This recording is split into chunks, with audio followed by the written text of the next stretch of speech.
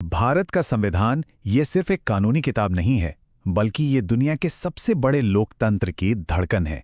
कह सकते हैं कि ये वो ब्लूप्रिंट है, वो नक्शा है जिस पर हमारे देश का आज और आने वाला कल टिका हुआ है।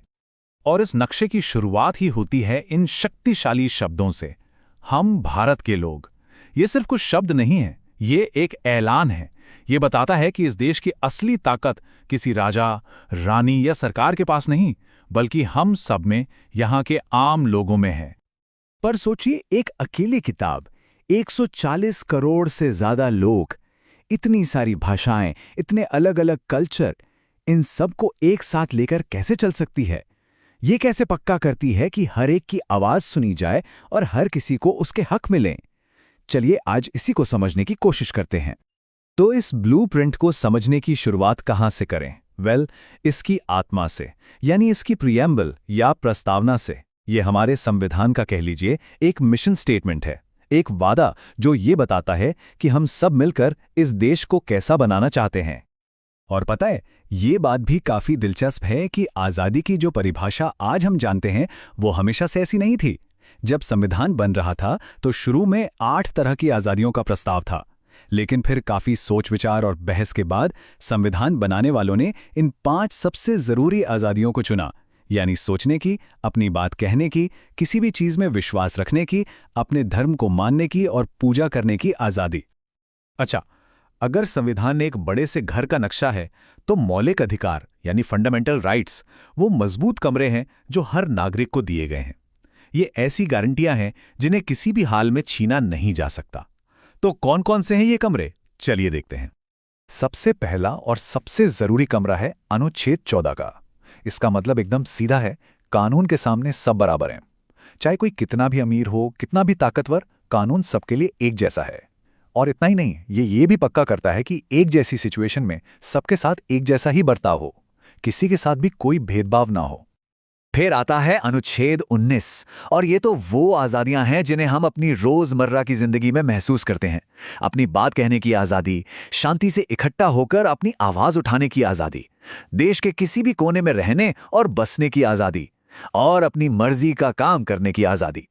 यही सब तो एक लोकतंत्र को असल में लोकतंत्र बनाती हैं। ठीक है, तो ब्लूप्रिंट तैयार है, लोगों के लिए कमरे भी बन गए, लेकिन इस पूरे घर को, इस देश को चलाएगा कौन? इसके लिए चाहिए एक इंजन, और संविधान ने एक बहुत ही जबरदस्त इंजन तैयार किया जिसके 3 हिस्से हैं, जो एक दूसरे से जुड़े भी हैं और अलग भी, ताकि पावर का बैलेंस बना रहे। ये सिस्टम समझना बहुत आसान है। देखिए, पहला हिस्सा है विधायिका, यानी हमारी संसद, जिसका काम है देश के लिए कानून बनाना। दूसरा है कार्यपालिका, मतलब सरकार, जिसका काम है उन कानूनों को लागू करना। और तीसरा सबसे अहम हिस्सा है न्यायपालिका, यानी हमारी अदालतें, जो ये देखती हैं कि सब कुछ कानून के हिसाब से हो रहा है या नहीं। तो कोई भी नया कानून बनता कैसे है? सोचिए, ये एक आइडिया की तरह शुरू होता है, जिसे हम बिल कहते हैं। ये बिल फिर संसद के दोनों सदनों, लोकसभा और राज्यसभा में जाता है। वहां इस पर बहस होती है, वोटिंग होती है, और जब दोनों सदन इसे पास कर देते हैं तो ये राष्ट्रपति के पास जाता है। उनके दस्तखत के साथ ही ये बिल एक कानून बन जाता है। और जानते हैं, हमारे संविधान की सबसे बड़ी खूबी शायद यही है। इसे बनाने वाले बहुत दूर की सोचते थे। उन्हें पता था कि वक्त बदलेगा, देश बदलेगा, लोगों की जरूरतें बदलेंगी, इसलिए उन्होंने इसे पत्थर की लकीर नहीं बनाया। तो सवाल उठता है कि क्या संविधान को बदला जा सकता है? क्या जो एक बार लिख दिया गया उसे बदला नहीं जा सकता? तो जवाब है हाँ, इसे बदला जा सकता है, लेकिन इसकी एक बहुत बड़ी शर्त है। और यहीं पर एंट्री होती है मूल संरचना के सिद्धांत की। 1973 में सुप्रीम कोर्ट ने एक ऐतिहासिक फैसला सुनाया। उन्होंने कहा, देखिए, आप घर में रेनोवेशन कर सकते हैं, दीवारों का रंग बदल सकते हैं, लेकिन आप घर की नींव, इसके फाउंडेशनल पिलर्स को नहीं गिरा सकते। और ये पिलर्स क्या हैं?